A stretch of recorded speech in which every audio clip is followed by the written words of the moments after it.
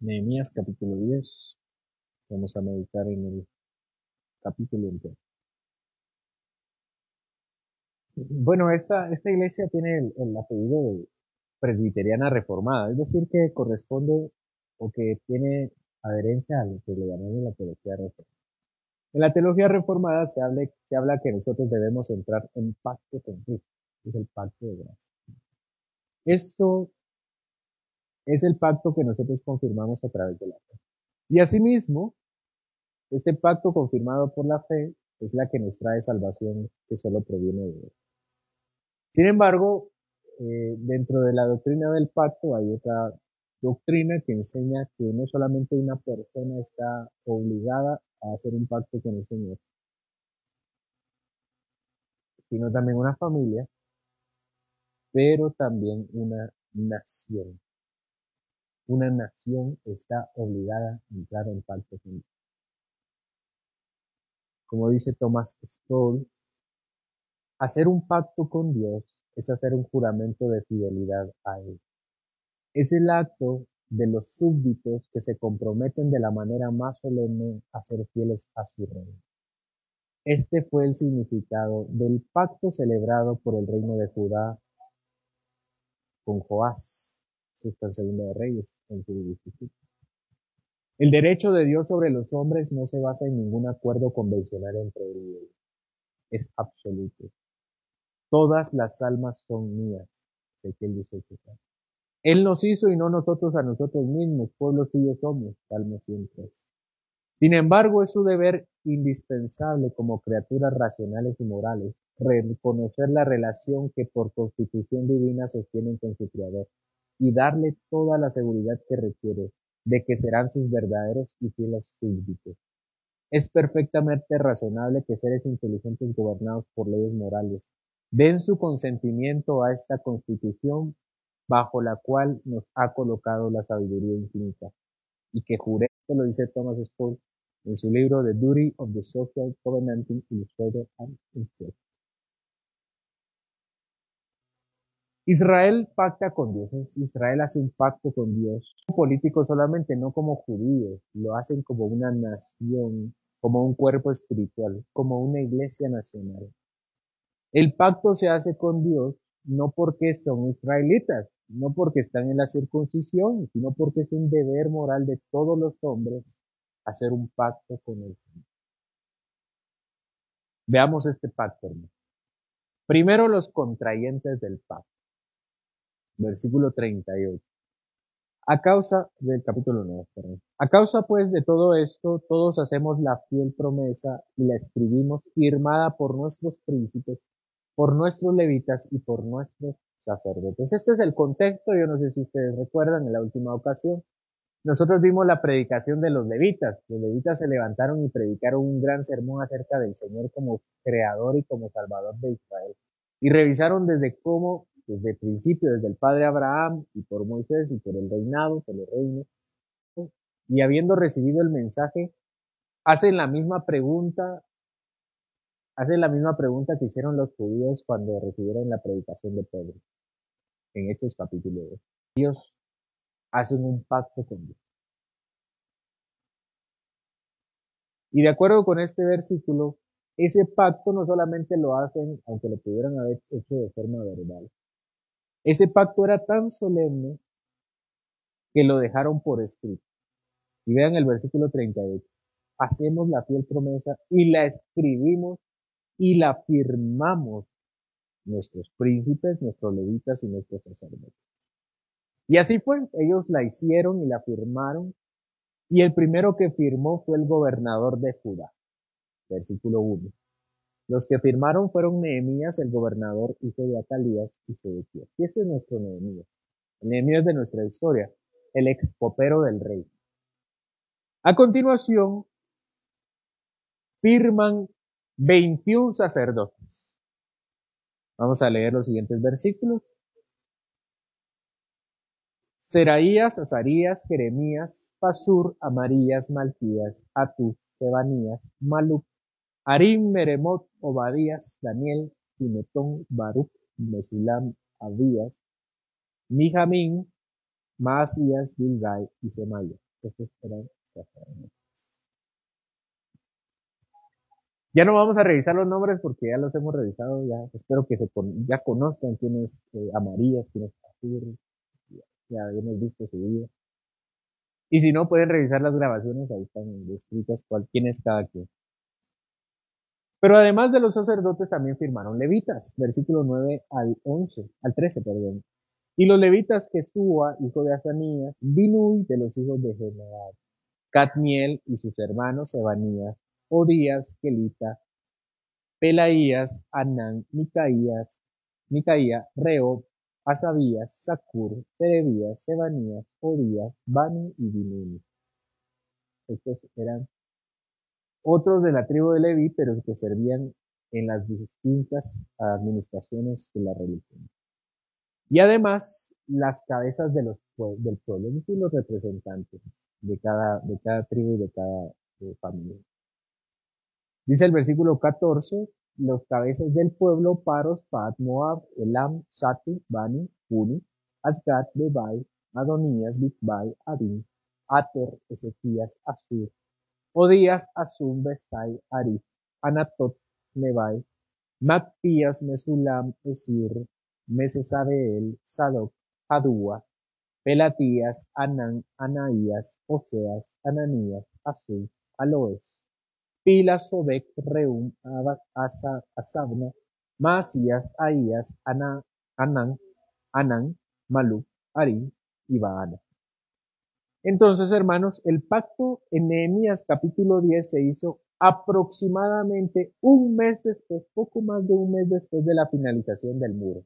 Yo quiero ponerlos en un contexto más grande. Recuerden otra vez que este es el pueblo que regresa de Babilonia a Israel, que es Zorobabel, y han pasado 80 años y llega Esdras y divorcia a las personas que estaban casadas con samaritanas, y 13 años después llega Nehemías con estas nuevas reformas, y Nehemías lo que hace es construir las murallas. ¿Se recuerdan? Él llega, hace un recorrido, regresa, y empiezan a construir, cada quien construye una parte del muro, y se tardaron 52 días en terminar el muro de Jerusalén, y nosotros hemos pasado más de un mes, pero ellos han pasado casi un mes, un poco más de un mes desde que terminaron el muro.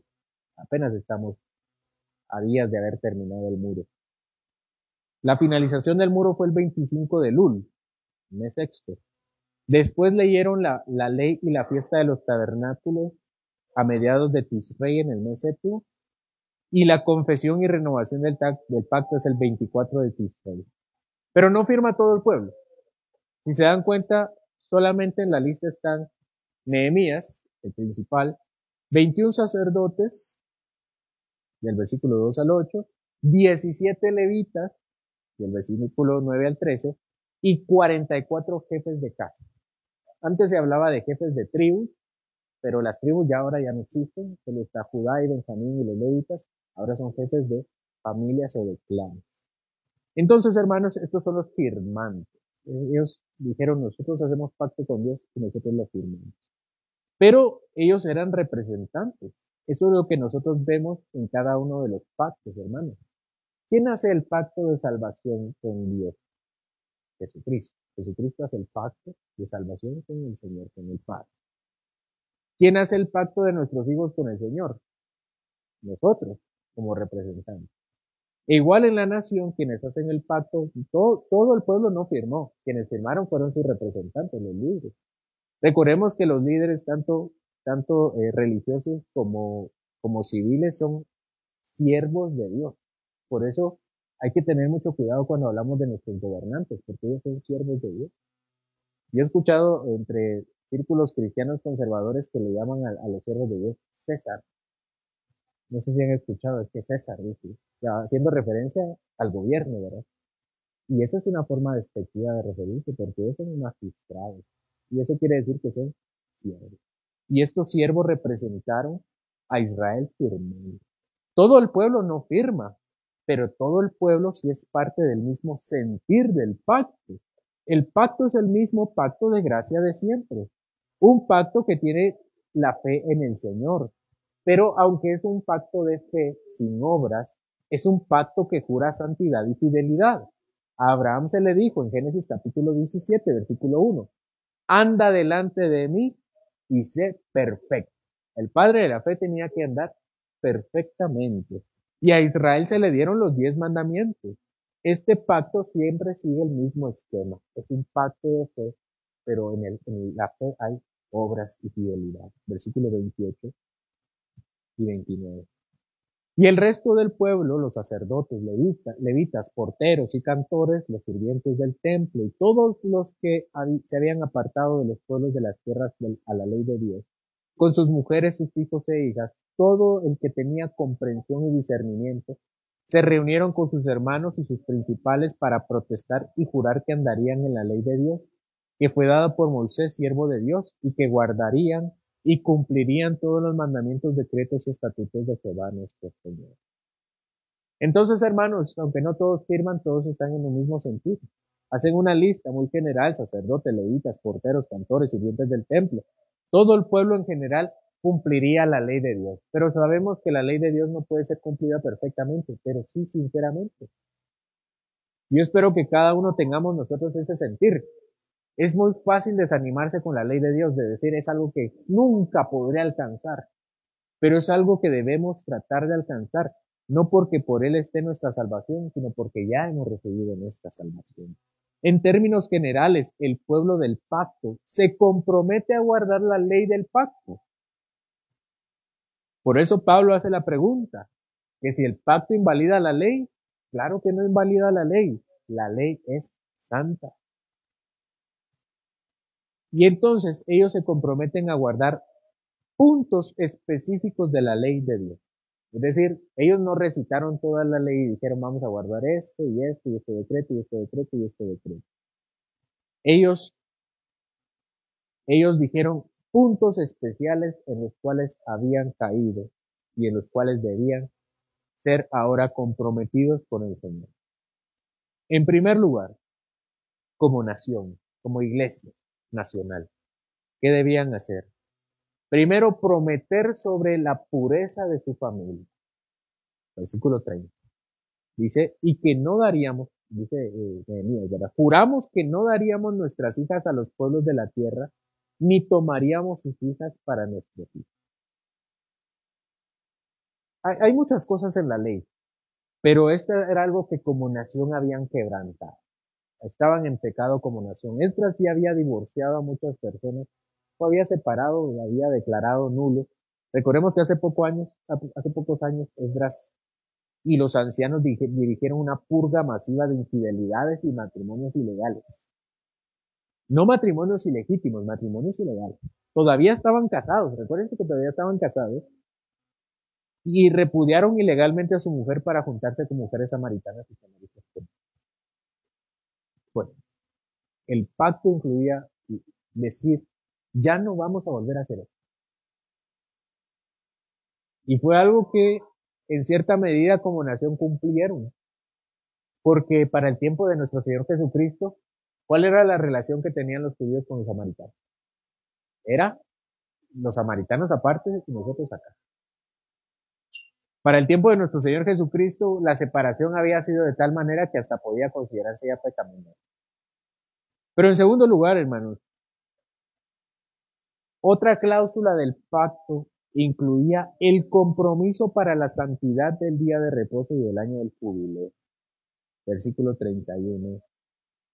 Asimismo que si los pueblos de la tierra trajesen a vender mercaderías y comestibles en día de reposo, nada tomaríamos de ellos en ese día ni en otro día santificado, y que el año séptimo dejaríamos descansar la tierra y remitiríamos toda ella. Este compromiso para la santidad del día de reposo y del año del jubileo incluye tres aspectos. El primero es en cuanto al comercio en el día de reposo. El segundo es en cuanto a descansar la tierra y el tercero es en cuanto a la remisión de las deudas. Como he mencionado anteriormente, el pacto estaba relacionado de manera específica en cómo ellos lo quebrantaron como nación. Hay muchas formas de quebrantar el día de reposo. Y eso es lo que nosotros vemos en toda la Biblia. Hay muchas formas de quebrantar el día de reposo. Muchas. Pero esa generación de Nehemías había quebrantado el día de reposo de una forma especial. Ellos hacían comercio en el día de reposo. Pero no todo el comercio. El comercio tiene dos partes, la compra y la venta. El Señor no les está reprochando que ellos venden en día de reposo. El Señor les reprocha que ellos compran en día de reposo. No vendían, solo compraban. ¿Compraban qué cosas? Ustedes pueden ver en ese texto, dice que compraban mercaderías y comida.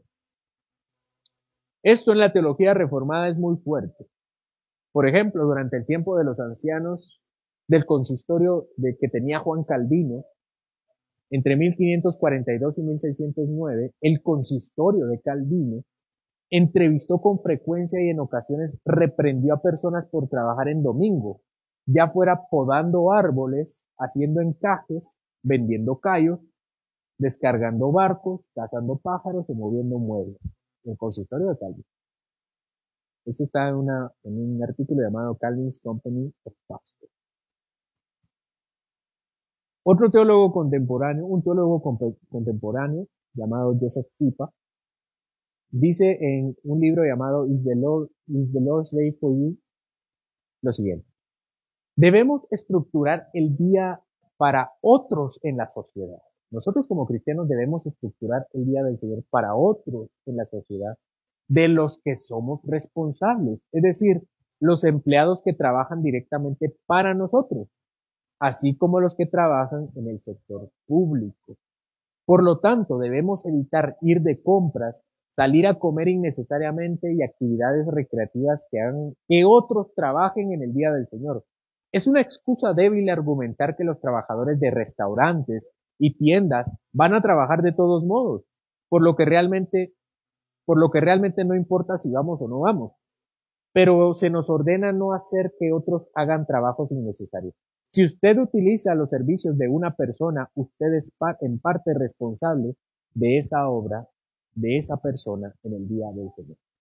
Es lo que dice Joseph Pipa. Otro teólogo reformado llamado Hodge, A. Hodge, en su libro A Brief Compendium of the Bible Truth, dice, esta es más una reflexión, dice, consideren el día del Señor como un honor, como un deleite, que vuestro corazón se eleve en santo goce y que vuestros labios se empleen en alabanzas a Dios. Este día se parece más al cielo que cualquier otra parte de nuestro tiempo y debemos esforzarnos por imitar la adoración del cielo, de acuerdo con esa petición de la oración del Señor. Hágase tu voluntad en la tierra como en el cielo. Nunca permitas que entre en tu mente la idea de que el sabbat, del descanso, es una carga. Voy a repetir esta idea. Nunca permitas que entre en tu mente la idea de que el día de reposo es una carga. Es un caso triste cuando los cristianos profesantes están cansados del descanso sagrado y dicen, como algunos en la antigüedad, ¿cuándo desaparecerá el día de reposo para que podamos vender trigo y sembrar trigo? A medida de que tú mejores este día, probablemente serás prosperado más durante la semana. Fin de la cita. Entonces, hermanos, parte de la amonestación que le da el Señor a través, no de un profeta, sino de su propio corazón, del convencimiento de que ellos tienen que cambiar, es que no deben comerciar en día de reposo, comprar mercaderías, comprar comestibles. Para los israelitas incluía no solamente el sábado, sino también otros días de reposo, por ejemplo, las fiestas anuales como la Pascua, la fiesta de las semanas, Pentecostés y Tabernáculo. Y también incluía el año del jubileo. ¿Cuál es el año del jubileo, hermanos? En la Biblia, el año del jubileo es un año donde tenían que descansar, era un reposo anual, pero no era un reposo anual de trabajo en sí mismo, sino para descansar la tierra. Ellos no debían sembrar ese año. Hermanos, un año entero sin sembrar.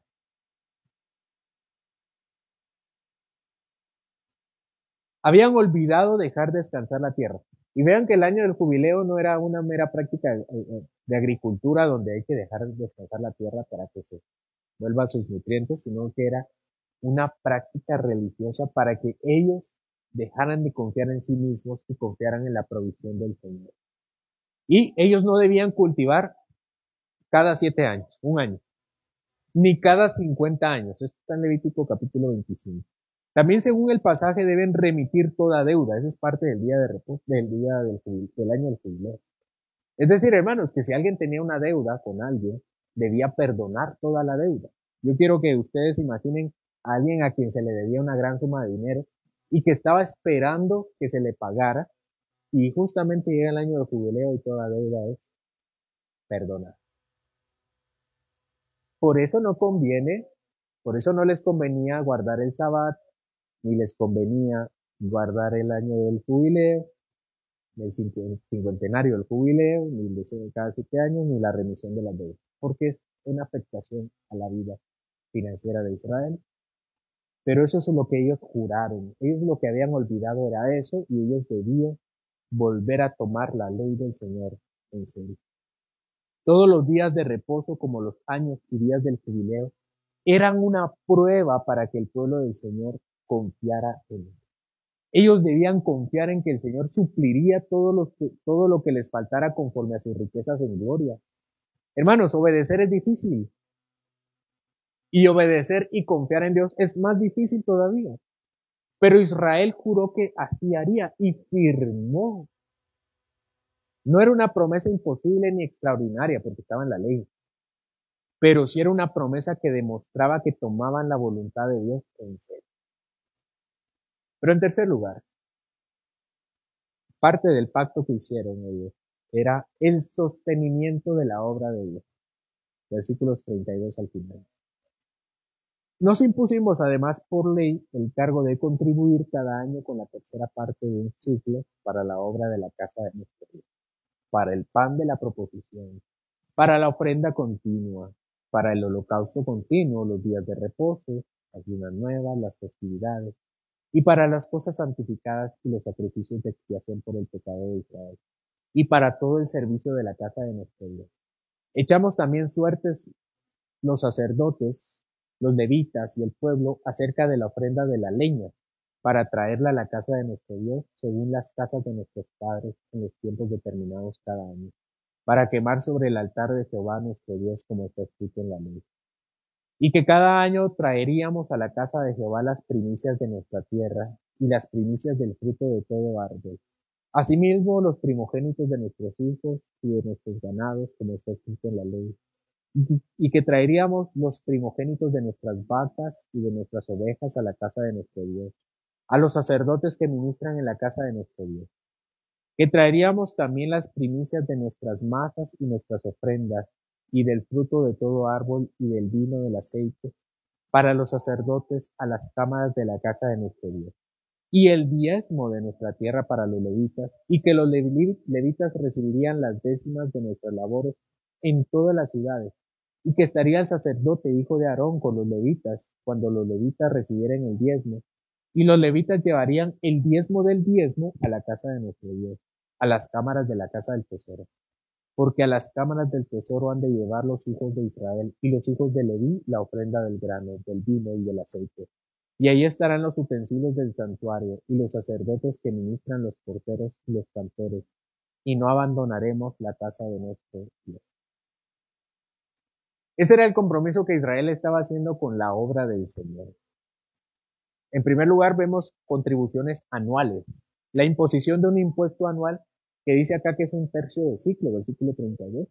Esto demuestra la voluntad del pueblo de asumir responsabilidades financieras regulares, es decir, constantes. No era una ofrenda de vez en cuando, sino que ellos dijeron, vamos a sostener el templo del Señor. Esto era parte de la ley ya.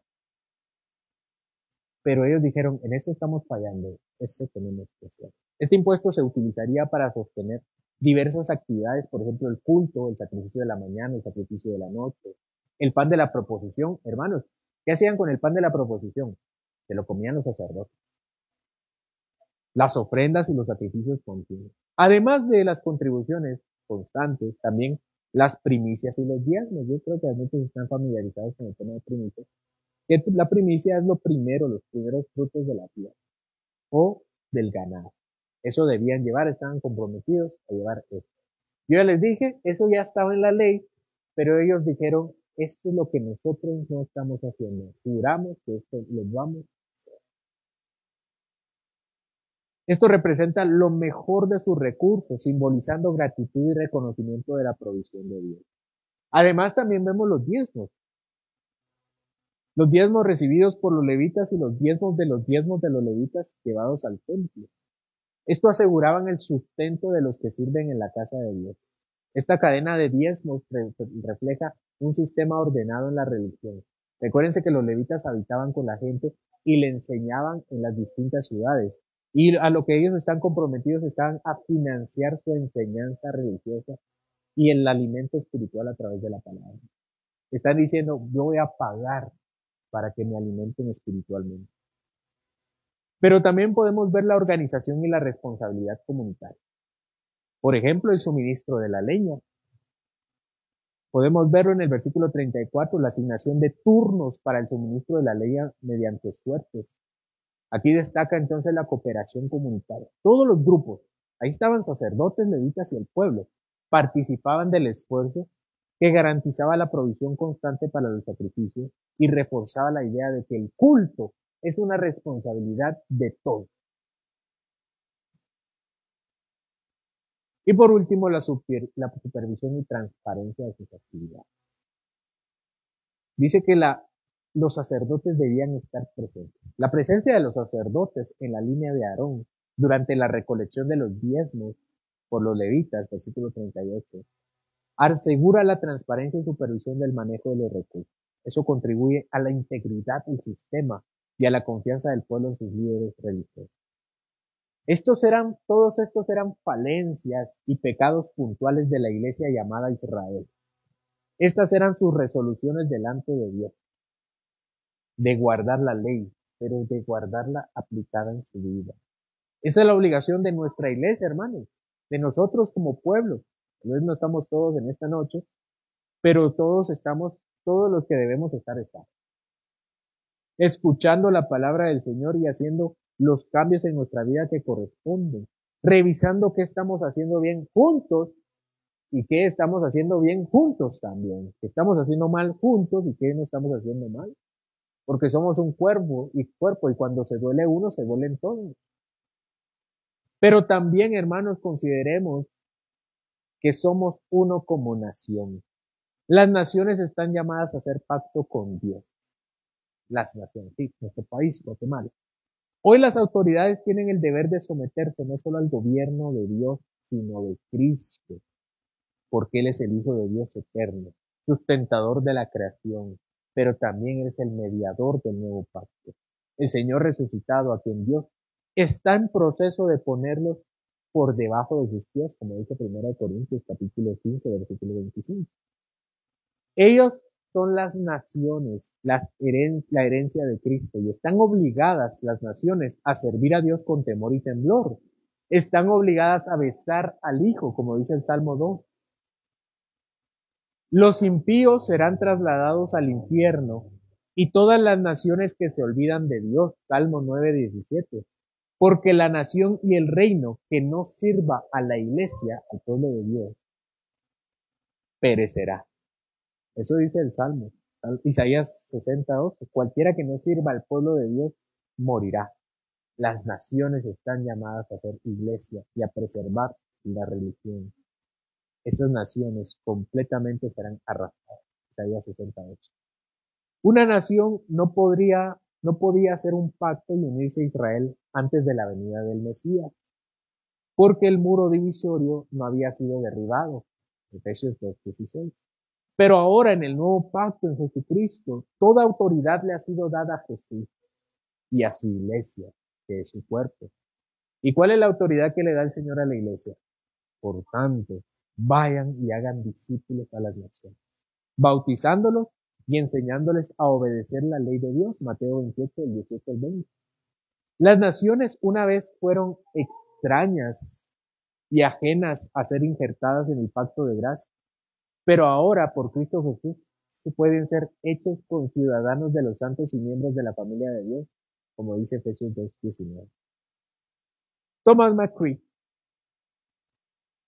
dice, todo el tenor de las declaraciones, promesas y predicciones del Antiguo Testamento lleva a la conclusión de que el cristianismo debe ser reconocido, apoyado y afirmado a nivel nacional. Dios se dirige a las naciones a título colectivo, es decir, Dios se dirige a todos como nación.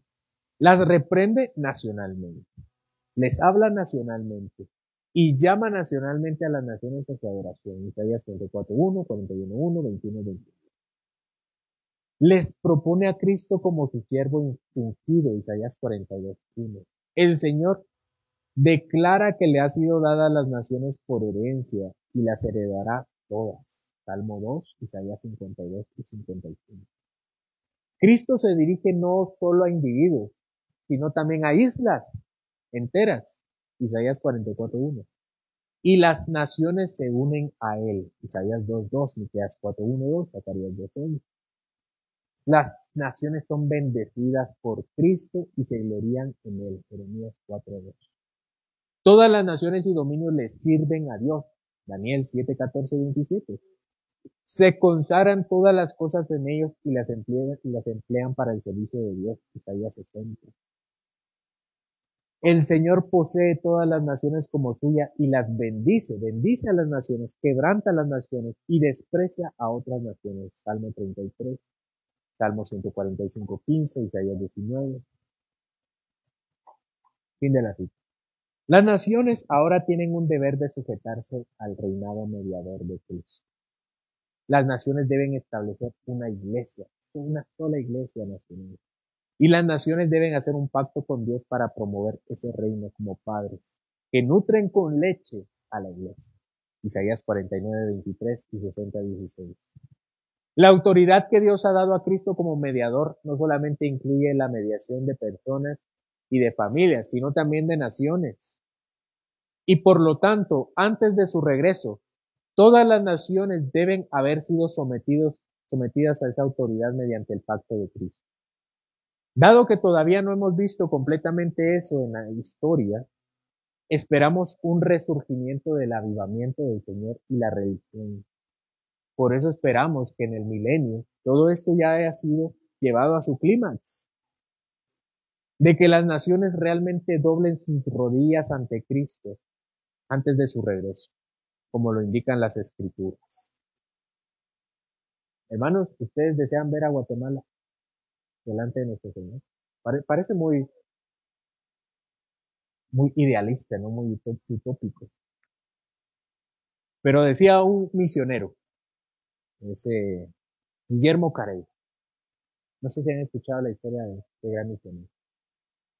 Decía, sueña cosas grandes para Dios, emprende cosas grandes para Dios. Y él era misionero, él la agarró y se fue a predicar. John Knox dijo, Señor, él era escocés. John Knox dijo, Señor, dame a Escocia o me muero. Usted debe decir que no se murió en ese momento. Y Escocia también fue para el Señor. Así que no es del todo idílico, tal vez nos falta fe o nos falta actuar. Pero el Señor ha reclamado a las naciones para Él y nosotros deberíamos estar comprometidos con por lo menos nuestra nación. Esto debe darse antes que Cristo regrese en gloria, como lo dice la Escritura. Vean el pacto que deben hacer las naciones. Isaías 19:21 dice, y Jehová será conocido de Egipto, y los de Egipto conocerán a Jehová en aquel día, y harán sacrificios y oblación, y harán votos a Jehová y los cumplirán. Egipto y todas las naciones, los gentiles, se volverán al Señor y harán sacrificios ante el Señor, y harán juramentos, harán un pacto con Jehová, y cumplirán el pacto, así como Israel. Jeremías 54 dice, en aquellos días y en aquel tiempo, en el nuevo pacto, dice Jehová, vendrán los hijos de Israel, ellos y los hijos de Judá juntamente, e irán andando y llorando, y buscarán a Jehová su Dios. Preguntarán por el camino de Sión, hacia donde volverán sus rostros, diciendo, venid y juntémonos a Jehová con pacto eterno que jamás se ponga en el día. Es decir, que en aquel día, en el día final, en los días finales, vendrá Israel, los judíos y los israelitas, y vendrán juntos y le dirán a las naciones, vamos, hagamos todos un pacto con Dios.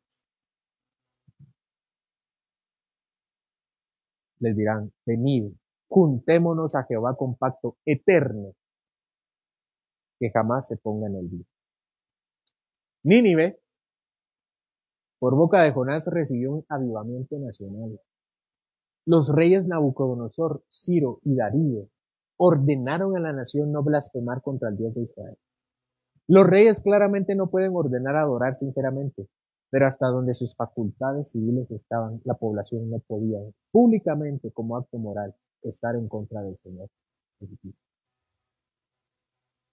Espero esto de nuestra vida. Espero también eso de nuestro país.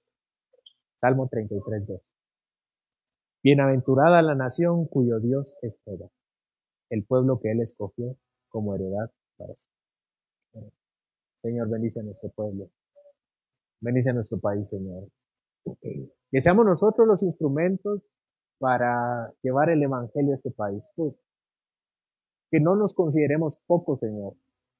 Si Jonás, siendo uno, con una mala actitud, pudo llevar un avivamiento a Nínive, ¿por qué nosotros, Señor, siendo menos de 30 personas, no podemos llevar el evangelio a nuestro país para que también reciba un avivamiento?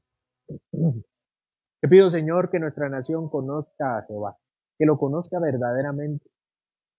Oramos, Señor, por la conversión del mundo y oramos por las naciones, para que los cristianos perseguidos en estas naciones también lleven el mensaje del evangelio a donde lo necesitan. Pero también oramos porque tú levantes misioneros, que levantes obreros para la mies y que nos levantes a nosotros para asumir, Señor, el reto de llevar tu reino a donde se necesita. Te pido, Señor, que seamos instrumentos de tu gracia y que en el día final nosotros podamos recibir la corona de justicia, habiendo dicho que atendimos al llamado y predicamos el evangelio y dimos a nuestra nación también.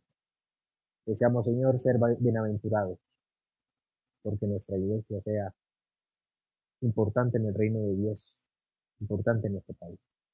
En el nombre de Jesús. Bueno, hermanos, pongámonos en pie, terminemos este servicio de la noche. Señor, cantando juntos el Salmo 133.